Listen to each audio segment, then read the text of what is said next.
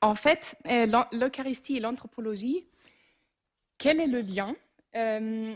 Moi, j'étais vraiment émerveillée ce matin par la lecture de Jérémie, parce que je me suis dit, on a quand même, enfin je pense qu'on ressent tous un certain malaise face à notre culture actuelle, n'est-ce pas?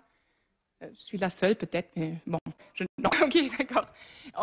Il y a des choses qui vont vraiment mal, et on voit que ça va mal, on voit qu'il y a beaucoup de souffrance autour de nous, et on n'a pas toujours les mots à mettre dessus. Et ce matin, donc, dans cette lecture de Jérémie, on parle de le Seigneur dit, Sion, incurable est ta blessure et profonde ta plaie. Et je me suis dit, c'est vraiment, ça parle vraiment de nous aujourd'hui. Profonde est la plaie. Ça parle de notre culture. Incurable est ta blessure. En tout cas, on pourrait peut-être dire, mais humainement, est-ce que c'est curable? Pas de remède pour le cicatriser. C'est fort. C'est fort et en même temps, quelques lignes plus tard, le Seigneur parle de restaurer, de rétablir, de rebâtir. J'aurai de la compassion et il y aura des cris de joie. Donc, la fin de l'histoire, c'est toujours ça. C'est jamais cette plaie profonde, mais elle est là. Et je pense que c'est un peu comme un médecin qui veut trouver un traitement. Il doit d'abord connaître la maladie. Il ne peut pas juste appliquer n'importe quel traitement, mais il doit d'abord comprendre la maladie, faire un diagnostic. Et donc, je pense que la grande question de notre temps aujourd'hui, c'est la question anthropologique. C'est la question qui est l'homme. Et si nous voulons être missionnaires aujourd'hui, si nous voulons être des chrétiens dans ce monde et pas le monde d'hier, nous devons comprendre notre culture. C'est une obligation d'un chrétien. Nous devons comprendre. Nous ne pouvons pas nous arrêter à rejeter, à dire « mais c'est fou ». Oui, c'est fou. Oui, c'est fou, je suis d'accord, mais nous ne pouvons pas nous arrêter là. Nous devons comprendre. Et c'est là, donc cette question, qui est l'homme, concerne vraiment toute la vie. Ça concerne le début, donc est-ce que la vie au début a déjà de la valeur dès les premières semaines, premiers mois de son existence dans le ventre de sa mère? Une grande question aujourd'hui. Ça concerne la fin de la vie. Est-ce qu'elle a encore de la valeur quand la personne est âgée, malade, en fin de vie? Et ça concerne tout le temps entre les deux, avec toutes les questions d'identité, de sexualité, de relations, etc., etc. Bref, toute l'existence de l'homme est aujourd'hui questionnée de son début à sa fin. Ces questions autour de l'existence humaine sont poussées évidemment par le progrès technique qui fait que tout semble réalisable. Fabriquer son bonheur individuel, y compris fabriquer la vie elle-même, est aujourd'hui monnaie courante. Manipuler la vie génétiquement, l'améliorer, la rendre plus performante, changer le sexe chirurgicalement, ralentir, voire stopper le vieillissement, rendre la souffrance physique évitable, tout cela n'est plus seulement des visions d'avenir fictives, mais cela se fait, cela s'expérimente souvent sans se soucier des conséquences, comme nous le voyons par exemple, et je vais en parler encore, de la méga tendance du transgenre. Aujourd'hui, le corps humain peut être adapté génétiquement, hormonalement ou chirurgicalement à une identité qui n'est plus matériellement située ou à des visions de la vie toujours plus parfaites, toujours plus exemptes des défauts. Et derrière cette fabrication, cette manipulation ou encore l'élimination douce du corps dans l'euthanasie, lorsque la souffrance, la perte de contrôle, l'âge font que la vie semble ne plus avoir du sens, derrière se cache une vision qui semble si séduisante pour l'homme occidental aujourd'hui et nous devons la comprendre. Tous ces développements sont réclamés au nom de la dignité humaine. C'est une atteinte à la dignité de la femme de devoir porter un enfant alors qu'elle n'a pas voulu être enceinte. Il est contraire à la dignité de devoir rester prisonnier du mauvais corps et de ne pas pouvoir choisir librement son sexe. La dignité exige que l'homme ne doive pas souffrir, mais puisse mettre fin à sa vie lorsque la souffrance devient trop grande ou même simplement, comme c'est discuté aux Pays-Bas, lorsque on est fatigué de la vie. Ce qui peut évidemment arriver à 20 ans, à 30 ans, à 40 ans. La dignité de l'homme est ce qui est au centre du débat anthropologique aujourd'hui. Mais en quoi consiste cette dignité? Est-ce que celui qui revendique le droit absolu à l'avortement agit au nom de la dignité, ou est-ce que celui qui s'engage pour la protection des deux vies, la mère et l'enfant à naître, agit au nom de la dignité? Celui qui réclame l'euthanasie légale ou celui qui affirme qu'au contraire, l'euthanasie porte atteinte à la dignité humaine? Si nous voulons être dans le monde sans être du monde, proche de nos contemporains, il est bien important de comprendre quelle idée de l'homme est poursuivie ici et pourquoi elle est si attrayante. Outre la conception chrétienne de l'homme, deux alternatives possibles s'offrent à nous. Le matérialisme et la gnose. Ne vous inquiétez pas, je vais l'expliquer. Mais alors, moi, je vous dis déjà ma conclusion d'après, le matérialisme n'est pas notre problème. La gnose est notre problème. Et donc, il est absolument essentiel de la comprendre. Ces deux visions-là sont absolument incompatibles avec la conception chrétienne de l'homme et les deux produisent à coup sûr des catastrophes. Mais avant de les examiner, nous devons nous demander nous-mêmes si nous avons compris en profondeur qui nous sommes à la lumière de la vérité de Dieu. Car nous pouvons donner seulement au monde ce que nous avons reçu en premier. L'Église nous dit, le catéchisme d'ailleurs, c'est le livre après la Bible le plus passionnant du monde. C'est un livre, le catéchisme de l'Église catholique, qui parle de notre vie. Donc, si vous le lisez, vous voyez qu'en fait, ça parle de moi. Ça m'explique qui je suis, ça explique le monde, ça explique Dieu. C'est passionnant. Et donc, ce catéchisme dit, la personne humaine créée à l'image de Dieu est un être à la fois corporel et spirituel. Le récit biblique exprime cette réalité avec un langage symbolique lorsqu'il affirme que Dieu modéla l'homme avec la glaise du sol, il insuffla dans ses narines une haleine de vie et l'homme devint un être vivant. Genèse 2. L'homme tout entier, dit le catéchisme, est voulu par Dieu. Et vous allez voir combien c'est essentiel et combien ce n'est plus du tout la réalité de la plupart de nos contemporains. On est voulu par Dieu. L'Église nous dit que 4 choses constituent essentiellement l'être humain. Première, l'homme est fait à l'image de Dieu. Il tient donc une place absolument unique dans la création. Deuxièmement, dans sa propre nature, il unit le monde spirituel et le monde matériel, absolument central. Troisièmement, il est créé homme et femme. Et quatrièmement, Dieu l'a établi dans son amitié. De toutes les créatures visibles, seul l'homme est capable de connaître et aimer son Créateur. Lui seul est appelé à partager la vie de Dieu. C'est à cette fin, c'est toujours le catéchisme, c'est à cette fin qu'il a été créé et c'est la raison fondamentale de sa dignité. Et Sainte Catherine de Sienne s'émerveille en disant « Quelle raison t'a fait constituer l'homme en si grande dignité ? L'amour inestimable par lequel tu as regardé en toi-même ta créature et tu t'es épris d'elle, car c'est par amour que tu l'as créée, c'est par amour que tu lui as donné un être capable de goûter ton bien éternel. » Donc, ça nous dit quelque chose sur notre dignité. Notre dignité réside donc dans notre nature et non pas dans ce que nous faisons, ce que nous ressentons, etc. Et encore le catéchisme, parce qu'il est à l'image de Dieu, l'individu humain a la dignité de personne. Il n'est pas seulement quelque chose, mais il est quelqu'un. Il est capable de se connaître, de se posséder et de librement se donner et entrer en communion avec d'autres personnes. Et il est appelé par grâce à une alliance avec son Créateur, à lui offrir une réponse de foi et d'amour que nul autre peut donner à sa place. C'est vrai pour l'espèce humaine, mais c'est aussi vrai pour chaque individu. Nul autre peut donner cette réponse-là à mon Créateur, à ton Créateur, à part toi. La justification de notre dignité est le fait qu'on soit créé à l'image de Dieu. Et cela veut dire corps et esprit, corps et âme.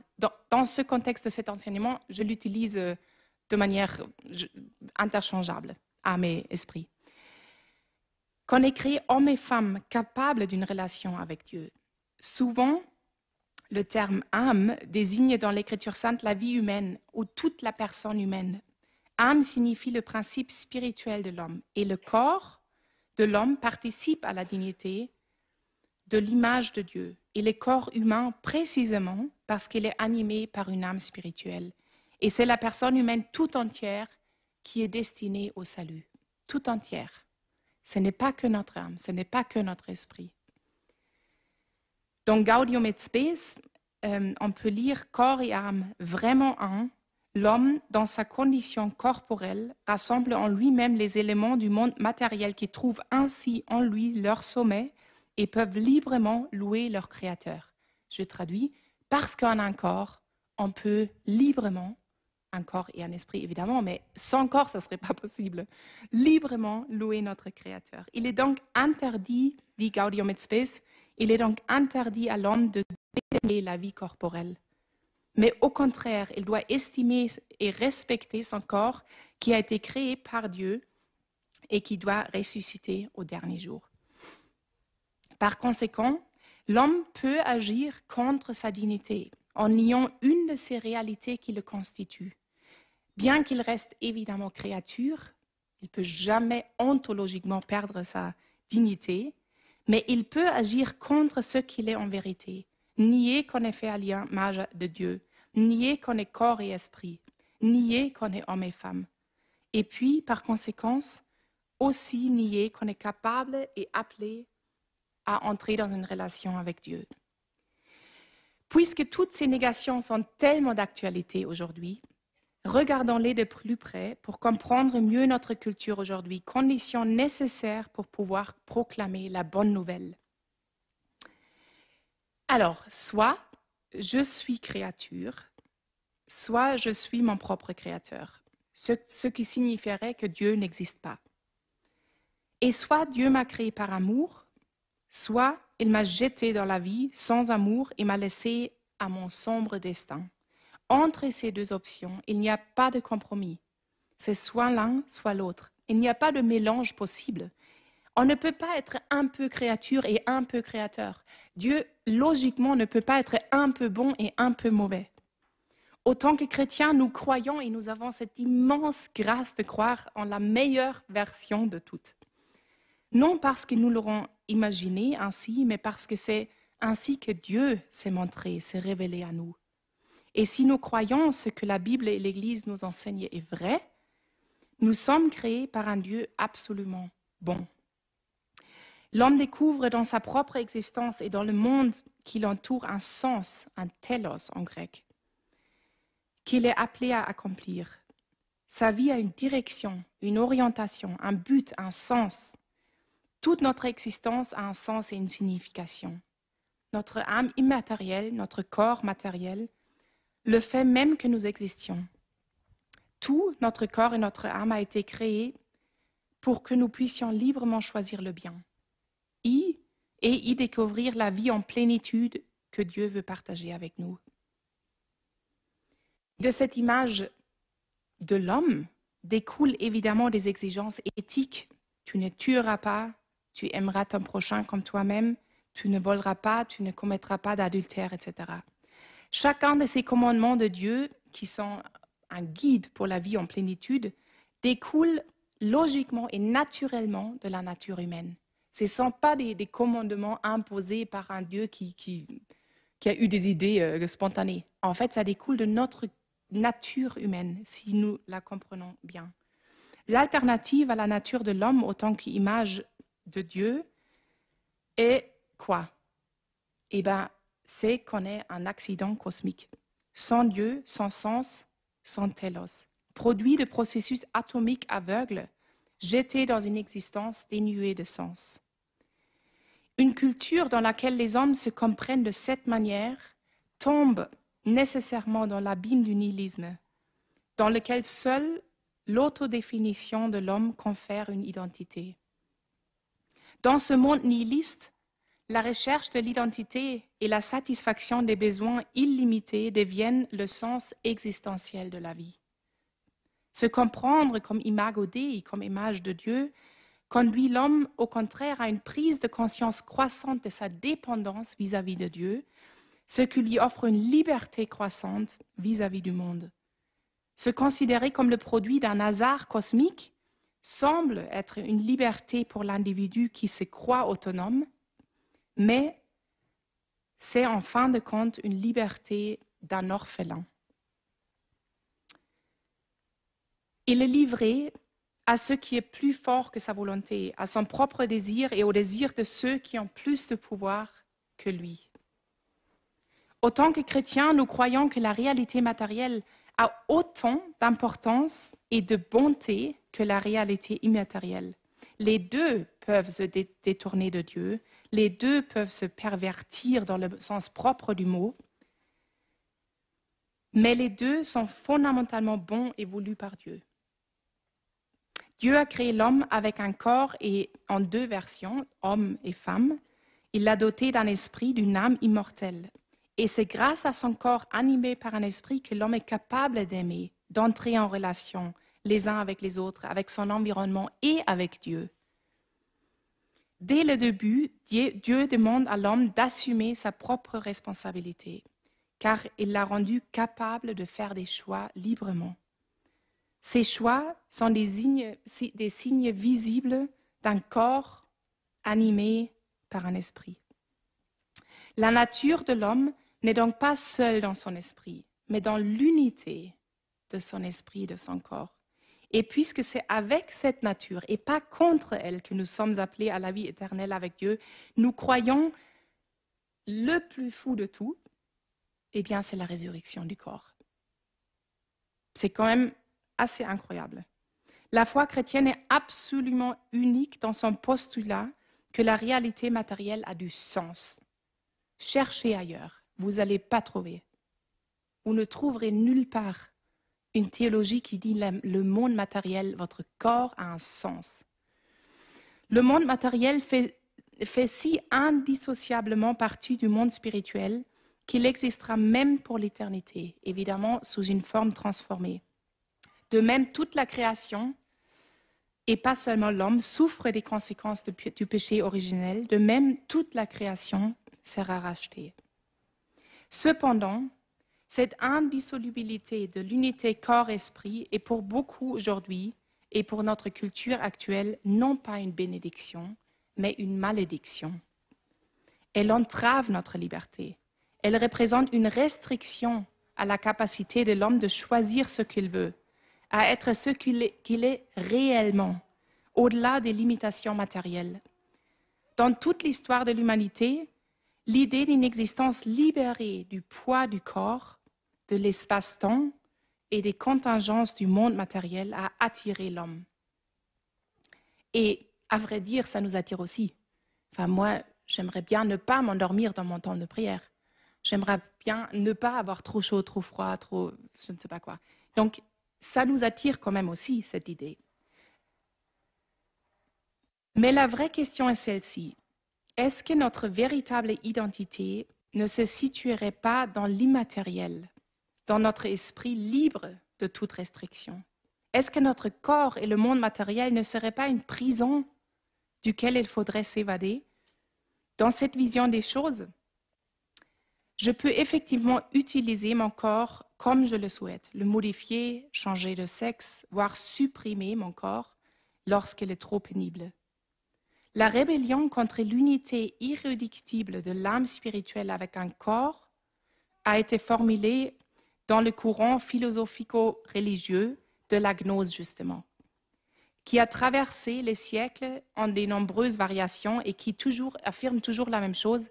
Le corps et toute matière est mauvais, seul l'esprit est bon. Il s'ensuit que dès cette vie, l'esprit doit s'élever au-dessus du corps pour s'approcher de l'état idéal, un détachement total du corps. En philosophie, on appelle ça émanation, un détachement de l'esprit du corps. La vraie nature de l'homme est spirituelle, dit la gnose. Il n'est pas difficile de voir que les grandes questions sociétales aujourd'hui ont à voir avec cela. La théorie du genre est une vision profondément gnostique du monde et de l'être humain. Elle est une tentative de dépasser la binarité homme-femme, préétablie, donc pas choisie, donc liberticide des sexes et du corps en général et de livrer l'être humain à l'autodéfinition arbitraire de son identité. Le corps est ici un matériau brut qui doit servir l'esprit et cette identité immatérielle et lui être absolument subordonné. L'homme qui ne se situe que dans l'esprit exerce un pouvoir sur son corps qui peut donc être manipulé à volonté, mutilé de manière irréversible, rendu stérile. Toutefois, l'homme qui veut s'évader de la captivité de son corps et de la binarité des sexes se retrouve aussitôt dans une nouvelle captivité, à savoir la quête sans fin d'une identité qui ne peut s'attacher à rien, qui ne peut jamais trouver la paix dans cette vie. C'est un cercle vicieux, sans fin, de devoir se réinventer en permanence. Il ne peut certes pas décider de sa naissance, mais il peut décider de sa propre identité, de sa propre mort et de la vie ou de la mort de ceux qui sont plus faibles que lui. Les enfants à naître, les personnes âgées, les malades. Le pouvoir qu'il exerce sur son propre corps devient l'habitus de l'exercice du pouvoir sur le monde. Si nous mettons donc de côté la conception chrétienne de l'homme, qui comprend l'homme comme une unité corps et esprit, nous tombons nécessairement dans un dualisme qui absolutise soit la matière, soit l'esprit et en fait une idole. L'un est donc le matérialisme, l'autre est la gnose. Les deux ont la même racine car les deux proviennent du même péché originel, à savoir justement la séparation du corps et de l'esprit, du corps et de l'âme. Donc le matérialisme, c'est assez facile. Il idolâtre la matière, le propre corps et le monde matériel, y compris d'ailleurs les propres désirs. Donc tout cela devient l'idole. Et comme avec chaque idole, tout doit lui être subordonné. L'esprit, l'âme, l'aspiration à la transcendance, à la vérité, le désir de Dieu, tout cela est méprisé. Aujourd'hui, pourtant, je pense que le matérialisme n'est pas la tentation principale de l'homme. C'est la gnose. Et la gnose, au contraire, méprise la matière, surtout le propre corps, comme un mal, comme un obstacle à la liberté, et divinise l'esprit.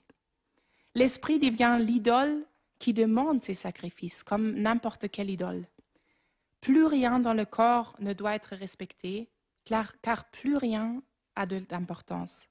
Les fonctions naturelles du corps, sa santé, sa beauté, sa fertilité, tout cela peut être détruit, doit même être détruit, car dans cette destruction se trouve la preuve visible de la puissance de l'esprit individuel absolutisé.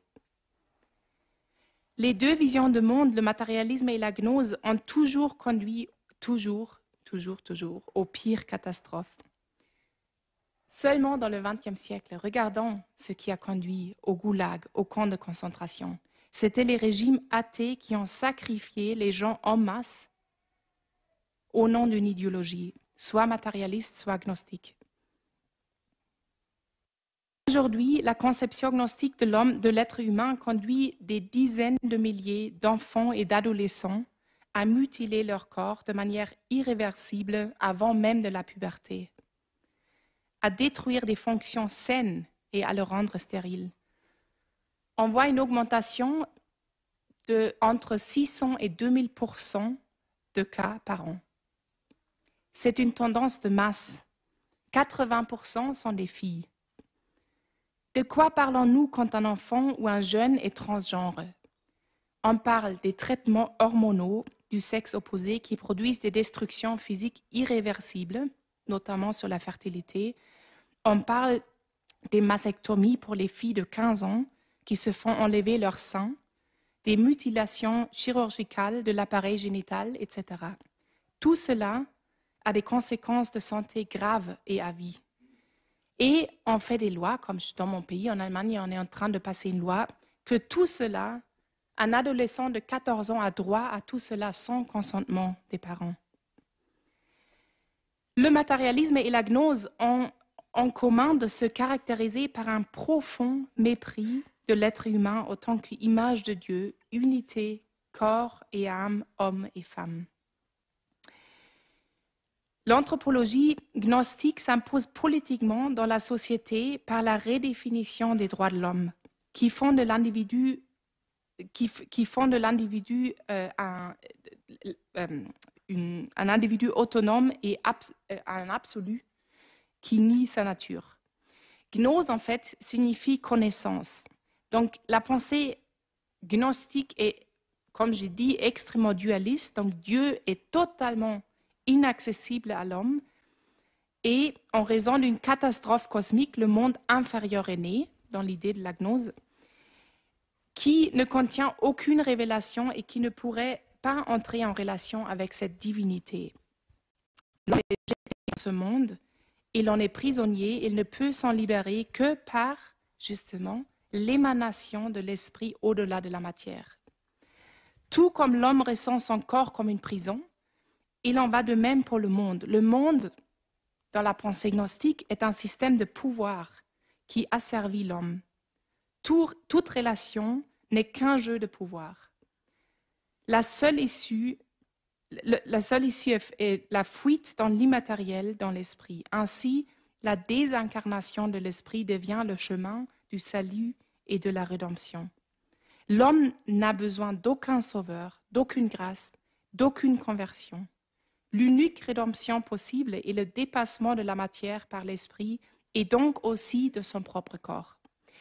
Vous voyez là peut-être que parfois on peut se demander mais pourquoi ce débat aujourd'hui est tellement acharné, tellement agressif, tellement... Il y a presque plus de débat possible. Eh bien, tout devient clair quand vous comprenez que c'est un combat absolument existentiel de liberté et d'existence même, en fait, quand on est dans cette perspective-là. Dans la pensée gnostique, l'homme n'a aucune responsabilité et aucune culpabilité, contrairement à la doctrine chrétienne du péché originel et du péché individuel qui en est la conséquence. Et cela a des conséquences dramatiques. On pense toujours à un monde sans péché, ça serait tellement meilleur, et sans culpabilité. Mais en fait, c'est tout le contraire. Sans responsabilité, il n'y a pas de liberté. Sans culpabilité, il n'y a pas de pardon. C'est un monde cruel, sans miséricorde, sans pardon, sans amour. Dans la pensée gnostique, l'homme n'est pas un pécheur qui peut tomber et pardonner, peut se relever et toujours à nouveau décider librement à faire le bien, mais il est victime de l'oppression de la nature. On vit alors dans une culture de victimisation et la plus grande offense est de condamner quelqu'un à vivre avec des limites imposées par la nature, avant tout son sexe qu'il n'a pas choisi. Se libérer donc de son propre corps est le chemin de libération, de la rédemption du statut de victime. La gnose considère d'ailleurs le serpent, dans la Genèse, comme le premier porteur de connaissance, qui démasque le Dieu créateur cruel et sert à l'éveil de l'esprit emprisonné. Pour revenir à la dignité de l'homme, dans la pensée gnostique, elle ne s'applique qu'à l'esprit immatériel, donc à la volonté propre. La confrontation avec la réalité objective, avec le monde matériel, est une offense, voire une attaque à la dignité individuelle. L'avortement, l'euthanasie, le changement de sexe, la mutilation de son propre corps, tout cela n'est pas seulement légitime, mais c'est moralement bon. Et de ne pas le permettre est moralement mauvais, car ce sont des signes de l'autonomie de l'esprit sur la matière insensée, et cela signifie progrès de l'humanité. Ce qui reste de tout cela, c'est l'individu nu, privé de sens, pour qui l'affirmation de sa volonté individuelle sur son corps est une lutte pour la survie. Toute référence à la réalité transcendante qui pourrait donner un sens et une valeur à l'existence terrestre a été perdue. Et on voit bien que Dostoïevski avait raison quand il disait « Sans Dieu, tout est permis ». Le premier qui a vu clair sur la gnose et qui l'a désigné comme une hérésie est Irénée de Lyon au IIe siècle. Donc ce n'est pas tout à fait un problème nouveau. Son argument principal est que Dieu est à la fois créateur du monde et de l'homme. Il s'oppose ainsi à la division entre l'esprit de la matière, entre l'esprit et la matière, parce qu'ils ont la même origine. Selon lui, Saint Irénée de Lyon, si Dieu est bon, le monde et l'homme qu'il a créé doivent l'être aussi. Pour l'homme autonome et gnostique, un Dieu qui est créateur, qui intervient dans le monde, qui est en relation avec sa création et qui devient lui-même homme, est une idée effarante. Cela signifie qu'il devrait se subordonner à ceux qui le privent de sa liberté, à savoir le corps qui le contraint à traverser la vie autant qu'homme ou femme. Le progrès de l'humanité réside précisément dans le dépassement de cette limitation et donc dans le dépassement de Dieu créateur. La question anthropologique n'est toutefois pas une affaire du IIe siècle, mais se poursuit à travers l'histoire de l'humanité jusqu'à aujourd'hui. Je dirais même que la pensée gnostique est aujourd'hui en plein essor, car jamais dans l'histoire nous avons nié qu'on est homme et femme. Aujourd'hui, nous le faisons. Aujourd'hui, on peut perdre son poste quand on affirme qu'on est homme et femme, on est menacé, on est mis sous pression, on est censuré, comme cela est arrivé la semaine dernière, je crois, il y a 2 semaines, à une jeune biologiste de l'université Humboldt de Berlin qui fait ses recherches sur une espèce de poisson qui sont des hermaphrodites. Et en fait, elle, tout à fait d'une éducation gauche, bien de gauche, dit, bon, ce poisson, alors je fais ma recherche de doctorat sur ce poisson, mais dans la vie, normalement, les êtres vivants sont mâles et femelles. Elle n'a pas pu parler à l'université. Il y avait des manifestations, il y avait une grande tempête sur les réseaux sociaux et elle a été censurée. Ça ne peut plus se dire. Elle a pu parler quelques semaines plus tard, mais sous protection policière. La vision gnostique de l'homme ne se limite toutefois pas à l'université, à la philosophie ou à la théologie. Elle se manifeste dans le droit national et international, dans la jurisprudence, dans la politique. Donc ça, c'est le monde dans lequel je suis au quotidien. Comment est-ce que ça se manifeste dans le cadre concret qui forme notre société? L'analyse de l'évolution des droits de l'homme permet d'observer avec objectivité, c'est ça qui est fascinant, l'évolution de l'idée que les instances internationales se font de l'homme. Alors, très brièvement, mais la modernité a voulu rationaliser l'ordre politique. Avant, c'était divin, il y avait Dieu comme référence, et la modernité a rationalisé l'ordre politique, et ce faisant, elle l'a enfermé en lui-même, la coupant de la source transcendantale de la morale. Et cela a conduit, évidemment, c'est un raccourci là un peu, mais cela conduit directement à l'établissement des régimes totalitaires, à la fois légaux et immoraux du XXe siècle. Suite aux catastrophes du XXe siècle, la relation entre personne et société est repensée. Ça n'a visiblement pas marché. La vision jusque-là, qui subordonnait traditionnellement la personne à la société comme une partie à l'égard de tout, a été renversée. L'expérience des totalitarismes et des collectivismes a fait prendre conscience de façon douloureuse à quel point la domination de la société sur ses membres peut être cause d'injustice. La relation individu-société a été renversée après la Deuxième Guerre mondiale et à la création de l'ordre international moral qui s'est exprimé dans les droits de l'homme. L'affirmation de la primauté des individus sur la société n'est pourtant pas sans risque, car le rejet du collectivisme, s'il dévalorise excessivement la société, peut mener à l'excès inverse qu'est individualisme. Celui-ci consiste à faire prévaloir absolument l'individu sur la société. Il refuse l'existence du bien commun, car la société n'aurait pas intérêt propre à lui et lui préfère la notion d'intérêt général comme somme des intérêts particuliers. Cette approche, qui s'est depuis largement réalisée en Occident, conduit à une dissolution de l'identité sociale, à l'abandon des valeurs communes, au profit du pluralisme et du relativisme. À la création du nouvel ordre international post-guerre,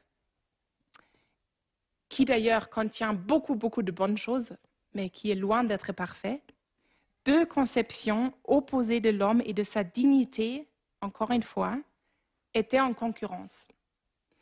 D'un côté, l'homme est créature et fils porté d'une nature et recevant sa dignité de Dieu ou de la nature créée. De l'autre côté, l'homme est Dieu, son propre créateur, sans instance au-dessus de lui. Il est son propre Père, auteur de sa dignité. Entre ces deux approches, l'opposition est radicale. Et l'était. Quand vous lisez les documents en 1948 et suivants, à la création des grands traités internationaux, l'opposition était féroce et vraiment radicale. Elle était dans le débat déjà d'Irénée de Lyon au IIe siècle. Elle était à la création des traités internationaux des droits de l'homme et elle est aujourd'hui de plus belle.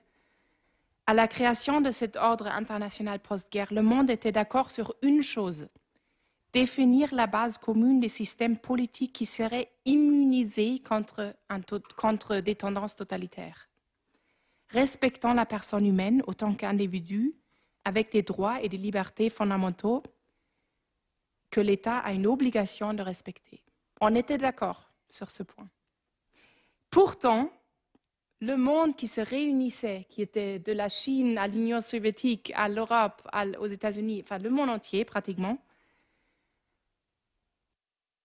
qui se réunissait pour négocier les grands traités internationaux, était en profond désaccord sur une question. Qui est l'homme? D'où vient-il? Et deux visions se sont violemment confrontées à la création de notre ordre juridique, qui toujours est notre ordre juridique aujourd'hui. Et elles étaient incarnées, il y avait évidemment plein de personnes, mais ils étaient vraiment incarnés par deux personnages que vous connaissez sans doute, en tout cas le premier, Jacques Maritain, philosophe et biologiste et physicien, converti au catholicisme en 1906. Il a une histoire très intéressante avec sa femme Raïssa, parce qu'il vient d'une famille agnostique, anticléricale, militant anticlérical, et en fait, ils ont expérimenté tellement le vide de l'existence sans Dieu, tellement c'était fort pour eux qu'ils se sont jurés, les deux, jeunes mariés depuis quelques mois, que si l'année prochaine, à cette date, on n'a pas trouvé un sens de cette vie, on va se prendre la vie, on va se suicider, les deux, ensemble. Eh bien, Dieu est bon, et ils se sont tous convertis, toutes les deux, et avec Léon Bloy et Charles Péguy et tous ces catholiques intellectuels du XXe siècle qui sont devenus leurs amis. Eh bien, lui, donc, représente le personnalisme chrétien, l'humanisme chrétien. Il a écrit même un livre qui s'appelle Humanisme intégral, d'un côté, et puis de l'autre côté, le grand représentant de l'autre courant de pensée est Julian Huxley, anglais, lui aussi philosophe et biologiste, darwinien, provenant d'un milieu, son grand-père était le grand ami de Darwin, darwinien franc-maçon. Il fut aussi le premier président de la Société britannique de l'eugénisme. Et ces deux figures-là étaient absolument centrales dans la création des traités internationaux. Et ils représentent en quelque sorte, il y avait évidemment d'autres, mais ils représentent ces deux visions de l'homme. La vision de Maritain était que la dignité incarnée se réalise dans l'accomplissement par chaque personne de sa nature humaine, dans l'esprit, dans l'unité esprit-corps, avec un corps sexué, Par exemple, dans le fait d'avoir des enfants, de les élever, d'assumer des responsabilités.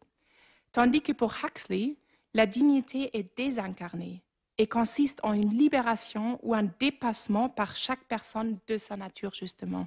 En simplifiant, la dignité incarnée est d'être pleinement créature, la dignité désincarnée est d'être son propre créateur. Selon que l'on opte pour l'un ou pour l'autre conception de l'homme, les droits de l'homme prennent toute une autre direction.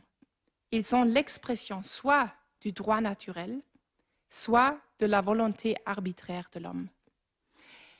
Et le grand problème que nous voyons aujourd'hui, c'est que nous ne sommes toujours pas d'accord sur cette question. Et donc, tous ces débats sociétaux se jouent d'abord dans les cours où les juges interprètent ce cadre juridique. Parce qu'on n'était pas d'accord. On a créé ce qu'on pouvait. Et Jacques Maritain a dit à la fin, c'est fait, on est d'accord que l'homme a une dignité et des libertés fondamentales et des droits fondamentaux, mais à une condition, à la condition qu'on ne demande pas pourquoi.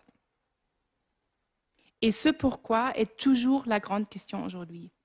Vous voyez comment derrière tout débat politique, sociétal ou juridique se cache la question de l'existence de Dieu, qui implique celle de savoir si l'homme est créature ou qu'il existe par lui-même.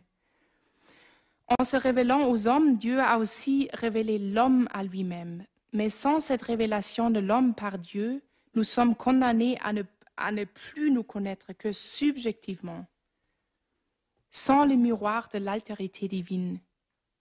Ainsi, la cause de la transformation des droits de l'homme que nous observons aujourd'hui, donc par exemple, un droit à la vie est devenu un droit à mourir, qui n'existe d'ailleurs pas, noir sur blanc, mais qui est invoqué beaucoup, serait moins à rechercher dans les droits de l'homme, donc cette transformation-là serait moins à rechercher dans les droits de l'homme eux-mêmes que dans le rejet de Dieu créateur et révélé. Cette sécularisation retire à l'homme son identité et sa dignité de créature, de fils, pour lui donner la liberté infinie des orphelins. Cette expression n'est pas la mienne, donc je vais quand même citer un auteur qui a écrit un magnifique livre qui explique tout ça, Grégoire Pupinck, Les droits de l'homme dénaturé, je vous le recommande. Sur l'arrière-fond du rejet de Dieu se produit un double mouvement d'affirmation des nouveaux droits individuels et de destruction de l'ontologie personnaliste et chrétienne. Mais ces deux mouvements n'en forment qu'un, car les nouveaux droits ne visent qu'à l'acquisition du pouvoir de se libérer de cette ontologie.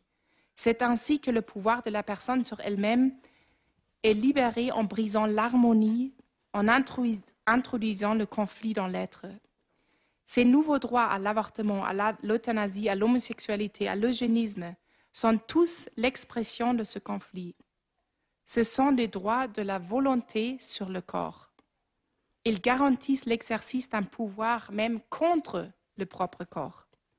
À la différence de la justice, ces droits d'un nouveau type ne visent pas l'équité, mais le pouvoir.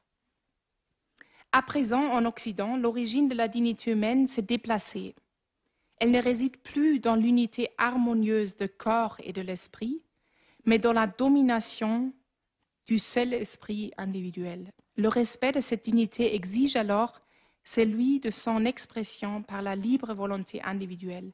Il en résulte que tout acte accompli sur soi-même est bon dès lors qu'il évolue librement. Le grand théologien italo-allemand du XXe siècle, Romano Guardini, parle dans son œuvre prophétique, je vous le recommande aussi, La fin des temps modernes suivie de la puissance, c'est le titre. Il parle de la profonde solitude de l'homme dans le monde, parce que la nature n'a plus rien de sécurisant. Pour Guardini, cet homme solitaire a deux références fondamentales. Lui, il appelle ça l'homme non humain, qui, par la technique, devient l'objet du progrès technique et par la planification, l'homme de masse. Et il parle, la deuxième référence, c'est la nature non naturelle, avec laquelle il n'existe plus aucun rapport positif. Quand on comprend la vision de l'homme derrière toutes ces tendances puissantes de notre culture aujourd'hui, on comprend que c'est la même tentation de Adam et Ève qui veulent prendre la place de Dieu plutôt que de se recevoir de lui autant que créature. Aujourd'hui, grâce au progrès technique, l'expression de cette tentation attaque l'homme plus profondément que jamais. Alors, vous vous êtes peut-être demandé, je regarde l'heure, ok, j'ai encore quelques minutes, vous vous êtes peut-être demandé, mais quand est-ce qu'elle parle de l'Eucharistie? C'était quand même le titre, non? L'Eucharistie, bon, j'y arrive. Que pouvons-nous donc faire? C'est ça la grande question, que pouvons-nous faire? Où trouver de l'espoir dans une culture qui s'éloigne si radicalement de Dieu? Gaudium et Spes nous dit, en réalité, c'est seulement dans le mystère du Verbe incarné que s'éclaire véritablement le mystère de l'homme. Et Guardini, d'ailleurs, dit la même chose, il dit l'homme ne peut se comprendre que par Dieu. En fin de compte, nous ne pouvons comprendre qui nous sommes qu'à partir de Dieu, et nous ne pouvons faire face à la vision gnostique du monde qui est incroyablement attrayante pour l'homme, incroyablement, parce que c'est une libération pour lui, apparemment, que si nous redécouvrons le sens du monde matériel et de notre corps. C'est pour ça la théologie du corps de Jean-Paul II est absolument essentielle pour notre temps aujourd'hui. Si nous redécouvrons que le monde matériel et notre corps ne sont pas un obstacle à notre liberté, mais permettent la vie en plénitude, alors nous pouvons donner quelque chose à ce monde. Si la nature de l'homme est l'unité du corps et de l'esprit à l'image de Dieu, cela veut dire que Dieu habite profondément le monde matériel, profondément. L'acte de rédemption de Dieu sur la croix n'était possible qu'en devenant homme, chair et os. Et Dieu prend notre rédemption tellement au sérieux qu'il nous a laissé un signe matériel de son acte rédempteur sur la croix jusqu'à la fin des temps, et c'est justement l'Eucharistie. Dieu va jusqu'à l'extrême dans chaque messe pour nous montrer que tout le monde matériel, toute la réalité physique a du sens en se donnant à nous dans sa chair et dans son sang, en se donnant physiquement et spirituellement en nourriture pour nous. En l'Eucharistie culmine l'action suprême de Dieu à notre égard, le salut gagné sur la croix. Dieu se soumet totalement aux limites du monde matériel et de son corps, dans la souffrance jusqu'à la mort, mais aussi dans tout son ministère sur terre, la joie, la convivialité, l'amour pour ses amis, la fatigue, la faim, la soif, la prière dans le désert, la fête. Tout est corporel, tout. Jésus a vécu tout cela dans son corps en donnant à toutes ses limitations, parce que ce sont des limitations, un sens profond. Mais sur la croix, il a aussi remis son esprit, et pas que son corps, dans les mains du Père. Et là, la gnose, vous voyez, la grande tentation, c'est une tentation spirituelle. Ce n'est pas une tentation matérialiste, c'est une tentation spirituelle. Et donc Jésus a aussi remis son esprit. Père, je remets mon esprit. C'est la proclamation de la vérité de son être qui est celle d'être fils, au milieu de la plus grande limitation physique imaginable, la souffrance et la mort. C'est cette vérité-là que nous actualisons dans chaque Eucharistie. C'est ainsi et pas autrement que Dieu a voulu nous racheter et qu'il a ainsi sanctifié une fois pour toutes notre nature corporelle, matérielle et spirituelle. Dans l'Eucharistie culmine aussi notre vénération de Dieu, qui est toujours une vénération de la nature de Dieu, évidemment. Entièrement Dieu et entièrement homme, entièrement esprit, se faisant entièrement corps. Ce n'est pas 50-50, c'est 100% et 100%. Et la seule manière d'être capable de cette vénération est en tant que personne, nous-mêmes, composés de corps et d'âme. Moi, je pense qu'il y a aujourd'hui urgence de se laisser guérir par l'Eucharistie.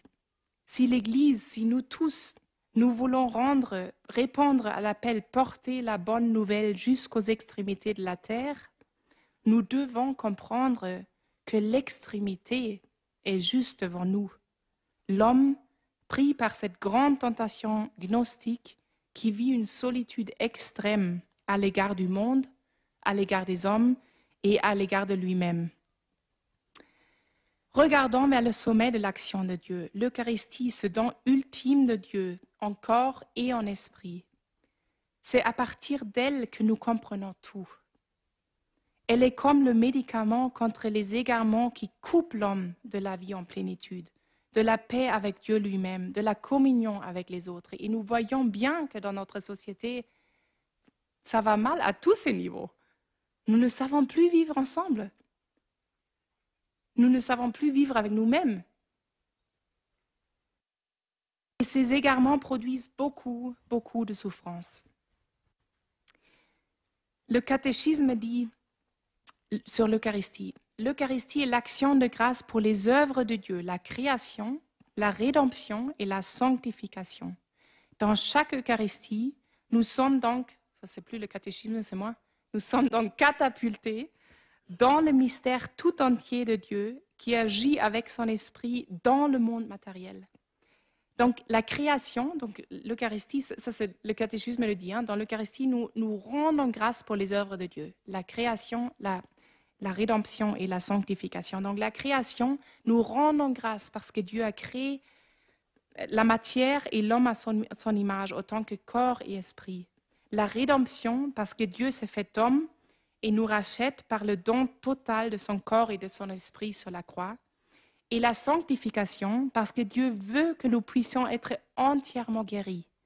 Si guéris que nous soyons à nouveau entièrement capables d'entrer en relation avec lui et de vivre avec lui pour l'éternité. Cette sanctification et cette guérison sont également corporelles et spirituelles, car nous ne croyons pas seulement à l'âme éternelle, mais aussi en la résurrection du corps pour l'éternité.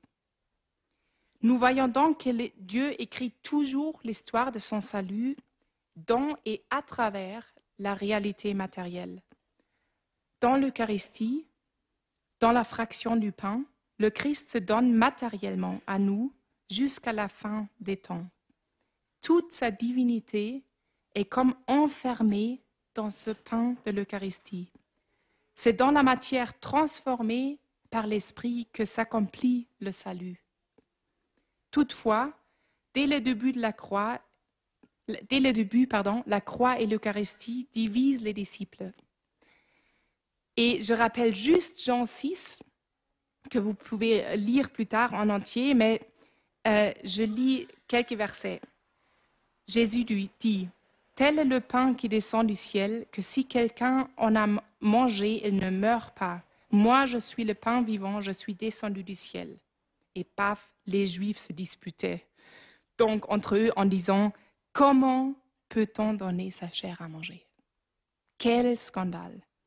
Jésus leur dit donc, « Amen, amen, je vous le dis, si vous ne mangez pas ma chair, la chair du Fils de l'homme, et ne vous buvez pas son sang, vous n'avez pas de vie en vous.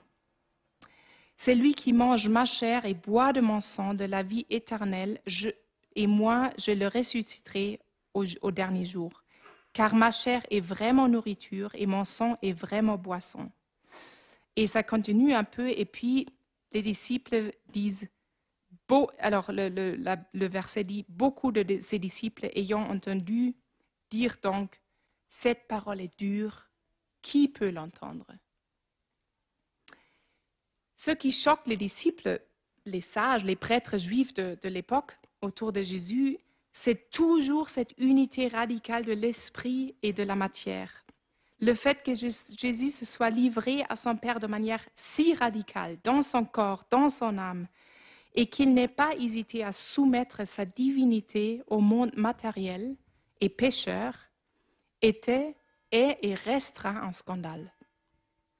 Et pourtant, l'Église a toujours affirmé de manière sûre que, je cite le catéchisme, dans le très saint sacrement de l'Eucharistie, sont contenus vraiment, réellement et substantiellement le corps et le sang, conjointement avec l'âme et la divinité de notre Seigneur Jésus-Christ, et par conséquent, le Christ tout entier. Et il y a encore quelque chose, et je conclus, quelque chose de vraiment important, je trouve, dans le catéchisme encore. Cette présence eucharistique, on la nomme réelle, non à titre exclusif, comme si les autres présences n'étaient pas réelles. Donc si je ferme les yeux et je prie, c'est réel, c'est réel. J'entre en relation avec Dieu. Mais c'est réel non à titre exclusif, comme si cela n'était pas réel, mais par excellence, parce qu'elle est substantielle, parce que par elle, le Christ, Dieu et homme, seront présents tout entier.